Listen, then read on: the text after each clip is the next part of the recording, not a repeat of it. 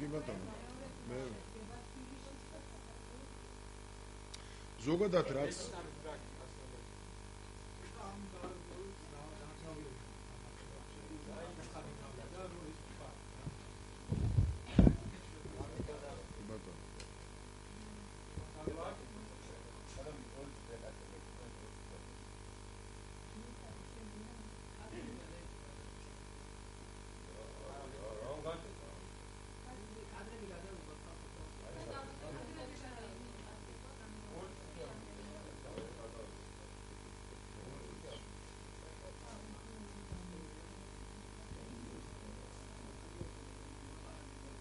ხა არჩევნები მნიშვნელოვანია, მაგრამ რუსეთის თემა არის მეგობრებო, ამიშოვე. ხო, და კი აუცილებლად. არა, ამას მორჩები არჩევნებს, კი ბატონო. არჩევნებზე ბევრს ლაპარაკობ. კი ბატონო. შეიძლება? მითხარით რა. არა, ორი. მეორე ახმაგათო და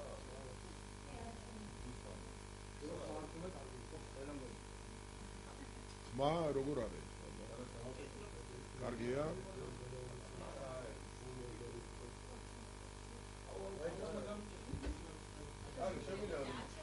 შეიძლება ხო? კარგი. რაც ეხება არჩევნებს.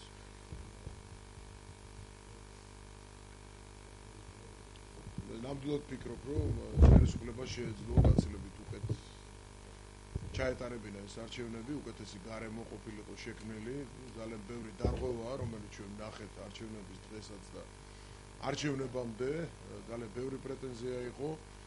ეს იყო არჩევნები, როდესაც მიუხედავად იმისა, რომ შეიძლება ბევრი კანდიდატია და ეს რაღაც არგუმენტს წარმოადგენს ხელისუფლების, უპრეცედენტოდ ბევრმა კანდიდატმა მოხსნა თავისი კანდიდატურა და სწორედ უმეტეს შემთხვევაში ჩვენ ვფიქრობთ, რომ აქ იყო გარკვეული სახის ზეწოლა, სხვადასხვა ინსტრუმენტების გამოყენება, იყო საკმაოდ ძალადობრივი გარემო არჩევნების დღემდე და არჩევნების დღესაც რამდენიმე ძალიან ცუდი ფაქტი მოხდა, იარაღით გატაცება ბიულეტენების და ჩაშლა და ასე შემდეგ.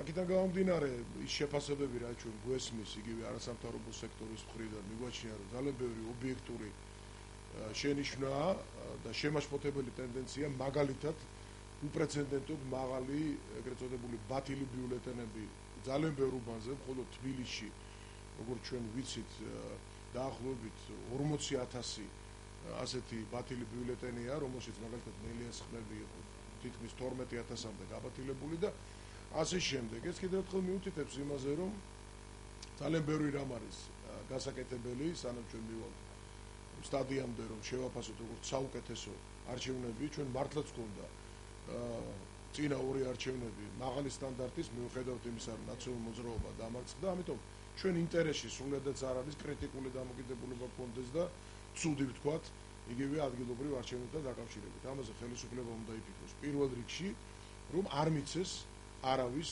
ასეთი კრიტიკული დამოკიდებულების საფუძველი და მიმაჩნია, რომ მეორე რაც ვთქვათ, მეორე ნაწილი რაც ჩვენის მხრივ კარგია ჩვენთვის ის არის, რომ არ გამართლდა ხელისუფლების პროგნოზები იმასთან დაკავშირებით, რომ ნაციონალურ მოძრაობამ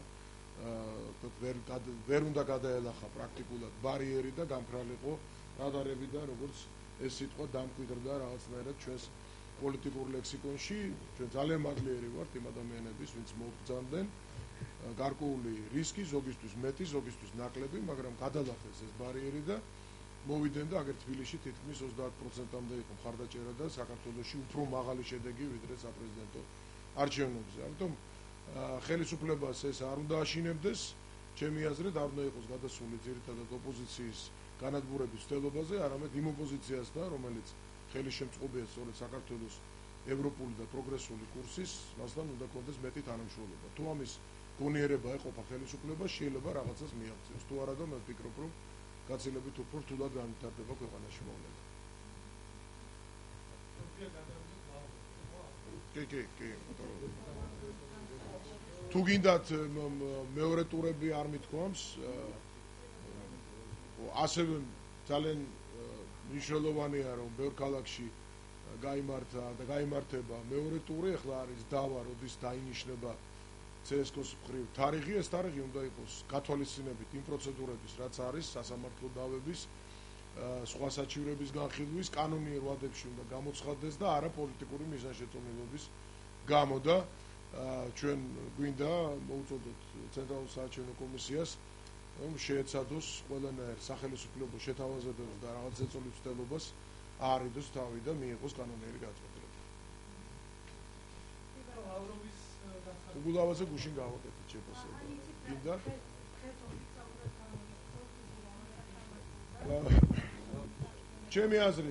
ჩემი აზრით ეს არის სწორი გადაწყვეტილება, იმიტომ რომ ჩვენ ვნახეთ გაწერილი პროცესი ამ აღდგენასთან დაკავშირებით, რასაც უფრო მეტად სიმბოლური ხასიათი აქვს და ხასიათი აქვს იმის დასადასტურებელი, რომ ეს იყო უკანონობა, ეს ცნო სასამართლომ უკანონოდ და როგორც ხედავთ, ყველა ღონე იხმარეს იმისათვის, რომ პრაქტიკულად ბოლომდე მიყვანილიყო ეს პროცესი, ამიტომ ჩემი აზრით ახლა ნამდვილად აღარ არის საჭირო დავა ამ საკითხებზე და სწორი გადაწყვეტილებაა ის, რადგან უგულავა აცხადებს.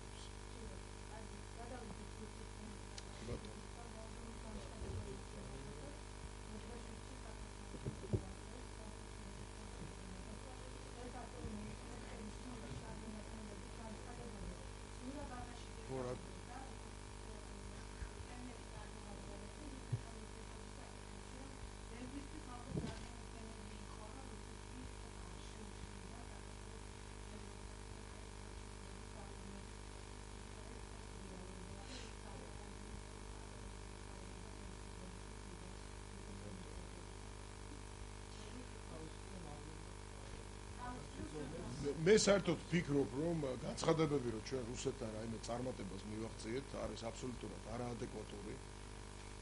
ძალიან უხერხულია ხო იმ ადამიანებისგან ამის მოსმენა, ვისაც ამ ქვეყანაში აქვს სერიოზული ფუნქცია, რომ ჩვენ დალაგებული გვაქვს პრაქტიკულად რუსეთთან ურთიერთობა და რუსეთი საფრთხეს არ წარმოადგენს. მით უმეტეს საერთოდ კონტექსტიდან ამოვარდნილია იგივე უკრაინის მოვლენების შემდეგ, რომ რუსეთს არ სურს და არ აინტერესებს საქართველოში ანექსია ან არა აქვს სურვილი მაგალითად იგივე ცხინვალის რეგიონში რაღაც თავისთვის სასარგებლო გადაწყვეტილებები იგივე სამხრეთ ეგრეთ წოდებული სამხრეთ ოსეთის რუსეთთან შეერთების საკითხი, როდესაც ამას თავად აცხადებენ გამარჯვებული პარტიის ლიდერები და ეს პარტია პრაქტიკულად წარმოადგენს იძინერასიას ფილიალს, ხო, ასეთ სახელიც აქვს იძინერასია, რომელიც აცხადებს, რომ აუცილებლად მისი მთავარი ამოცანაა რეფერენდუმის ჩატარება და რუსეთთან შეერთება. იგივე აფხაზეთში რა მოვლენებიც ხდება. ის რომ დიდ წარმატებად ჩვენ ქართულ-რუსულ ურთიერთობებში გამოაცხადოთ, რომ რუსეთმა ხელი არ შეუშალა ხელშეკრულების ხელმოწერას, ახლა არ მინდა უტრირება და რაღაც ესეთი ხუმრობა ამ საკითხზე, მაგრამ ხელმოწერის წინ საწერკალებს ვერ გამოგლეჯდა ვერავის ხელიდან, ხო? აქამდე არ მივიდოდა საქმე და უნდა გითხრათ, რომ ისედაც რუსეთის მთავარი ინტერესი დღეს საქართველოში ეს არის სწორედ ნატო და არა ამ შემთხვევაში ასოცირების ხელშეკრულებასთან ხელშეკრულებაზე ხელის მოწერა, იმიტომ რომ ეს მათთვის ნაკლებ საფრთხეს წარმოადგენს.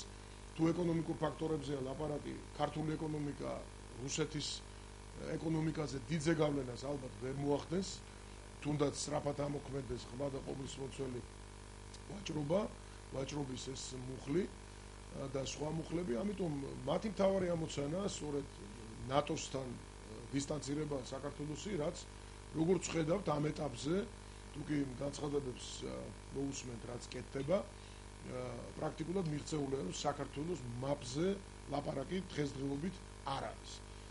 კიდევ უფრო სამწუხაროა, როდესაც ხელისუფლების გარკვეული წარმომადგენლები ამას იღებენ ჩვეულებრივ რეალობას, ამბობენ, რომ ეს არის რეალობა და ასეთ პირობებში, რა თქმა უნდა, ძალიან ძნელია მაქსიმუმის მიღწევა.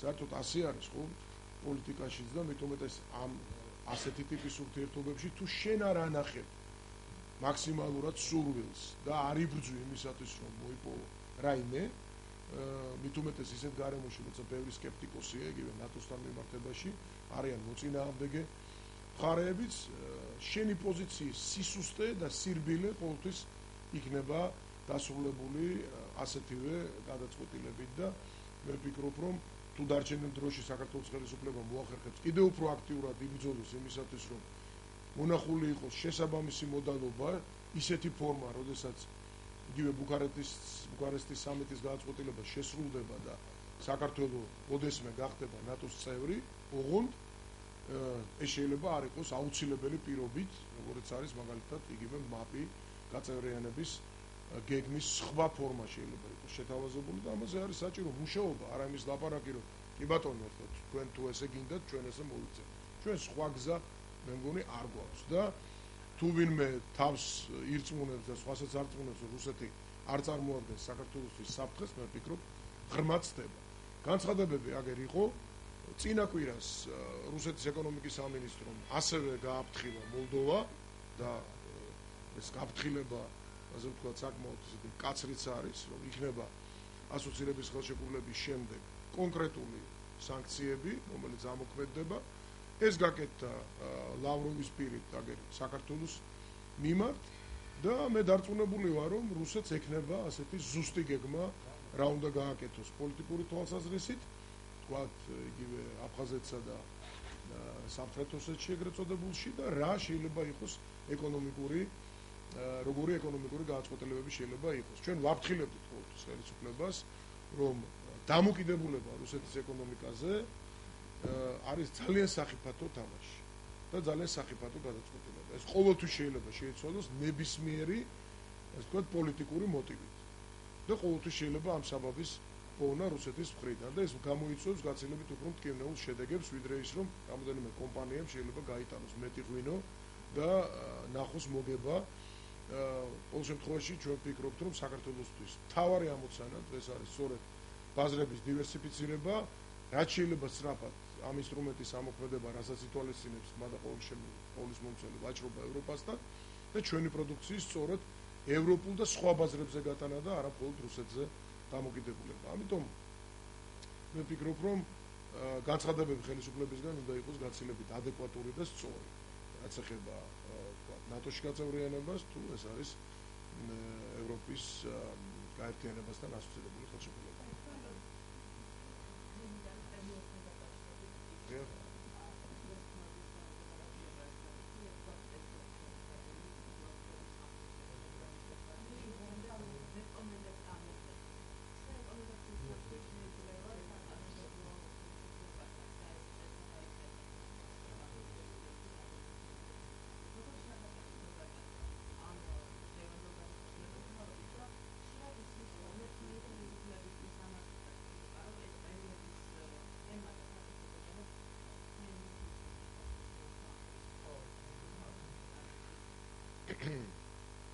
რაც ეხება პრემიების თემას, ხელისუფლება მიხვდა იმას, რომ ეს არის საკმაოდ ნეგატიური მათთვის, ამიტომ იღებენ გადაწყვეტილებებს. ახლა თუ იმ პრინციპით ვიტყვით, რომ ჯობს გვიან ვიდრე არასდროს, რა თქმა უნდა ეს კარგია, მაგრამ რა უყოთ იმას, რომ გარღვეული ბიუჯეტის ფონდზე 138 მილიონი პრემიებად დაარიგდა და შემდეგ კიდევ გრძელდებოდა ეს პროცესი გარკვეული პერიოდი. თუ ჩვენ ხელისუფლებაზეა პრეტენზია და ვინმე რაიმეს არ ღვევდა, მე მგონი საერთო ასე ვთქვათ, სათაური ამას შეიძლება გქონდეს, რომ თუ ჩვენ დროს რაიმე არ იყო კარგი, თქვენ ვაკეთებთ ამას და ამით ნუამართლებთ თქვენს არასწორს აქციელს, იქნება ეს ეკონომიკა თუ პოლიტიკა თუ სამართალდაცვა თუ სხვა.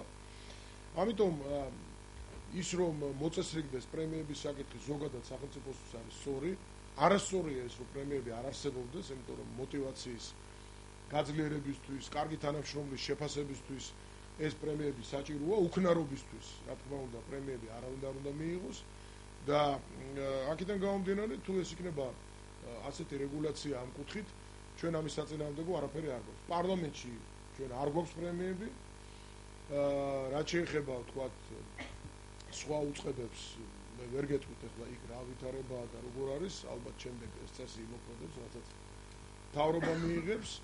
და ერთი რამ არის, კიდევ ერთხელ მინდა ხაზი გაუსვა. ჩვენ პერიოდში თუ კი პრემიერება ხდებოდა, მე დარწმუნებული ვარ, შეიძლება იყო ვიღაც გადასტომები, ვიღაც მეც იღებდა, ვიღაც სამსახურების, მაგრამ მთლიანობაში ეს იყო წარმატებული საქმიანობისთვის, რომელიც სამინისტროსაც აიღებდით, მაშინ ყველას ჰქონდა რაღაც სერიოზული მიმართულება, წარმატება, წინსვლა, ბიუჯეტი აღარ მინდა ამ ციფრებზე ლაპარაკი, მაგრამ იმ ხელისუფლების დროს 12 ჯერ გაიზარდა და ამიტომ ხელისუფლებას რომელიც ზრდიდა ბიუჯეტს შეიძლება ქონდა რა თქმა უნდა მეტი მორალური უფლება რომ პრემიაც მიეცა თანამშრომლებისთვის და ხელისუფლება, რომელმაც პირველივე წელს პრაქტიკულად მილიარდამდე გაარღვია ბიუჯეტი, მას არ ქონდა მორალური უფლება ასეთი პრემიების დარიგების და ეს არის ფაქტი.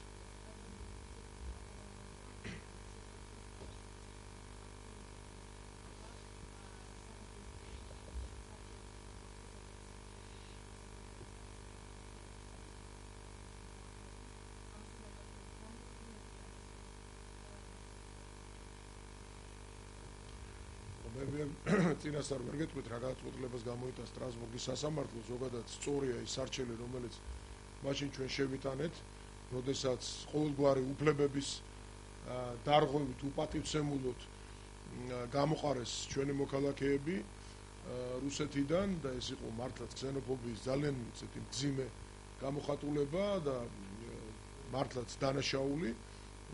იმედი გვაქვს, რომ სტრასბურგის სასამართლო ამას შეაფასებს სწორად და გამოტანილი იქნება ადეკვატური გადაწყვეტილება. ახლა რაში გამოიხატება ეს დაჯარიმებაში, რაიმე სანქციებში თუ სხვა, ამაზე ალბათ წინასწარ ლაპარაკი ზედმეტია. დღეს ჩვენ იგივე გალის რაიონში გვაქვს ასევე საფრთხეები სამომავლოდ და სწორედ ამაზე უნდა ფიქრობდეს დღეს ხელისუფლება, ამ საკითხის პრევენციაზე უნდა ფიქრობდეს და არა იმ განცხადებებს ვისმენდეთ, რომ ჩვენ არ გვაქვს პრობლემები რუსეთთან და რუსეთი არ ფიქრობს რაიმე ცუდ საქართველოს. ნეტა ასე იყოს, ყველას სურვილი ეს არის რუსეთთან კეთილმეზობლური ურთიერთობა, რა თქმა უნდა, ჩვენი სურვილია, მხოლოდ რუსეთის სურვილი არ არის ეს და არასდროს არ დაუმტკიცებია ეს სამწუხარო.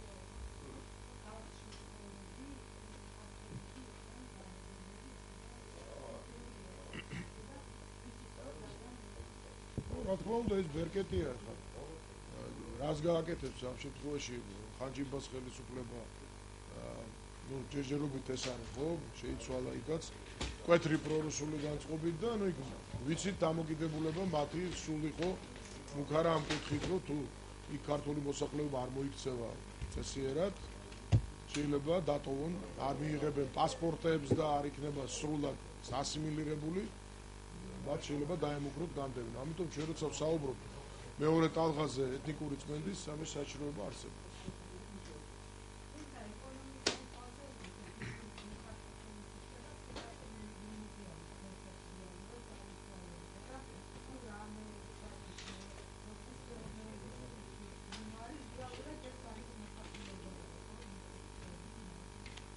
მაგრამ მინდა გითხრათ რომ თუ ისინი გამოდევნიან იქიდან ქართულ მოსახლეობას შეუქმნიან ძიმე პირობებს იმედოვნებენ ალბათ რომ რაღაცა შეავსებენ ამას და ეს შევსება საიდანაც მოვა გესმით ხო? რუსეთიდან.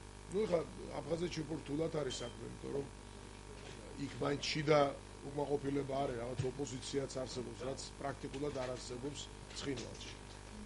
ამიტომ უფრო რთულია აფხაზეთის კლიანად ასე ვთქვათ გადაყლაპვა, მაგრამ ყოველ შემთხვევაში დღეს რუსეთს აქვს იქ ძალიან დიდი გავლენა და ალბათ ეს გავლენები გაიზრდება, ამაზე ვლაპარაკობთ ჩვენ.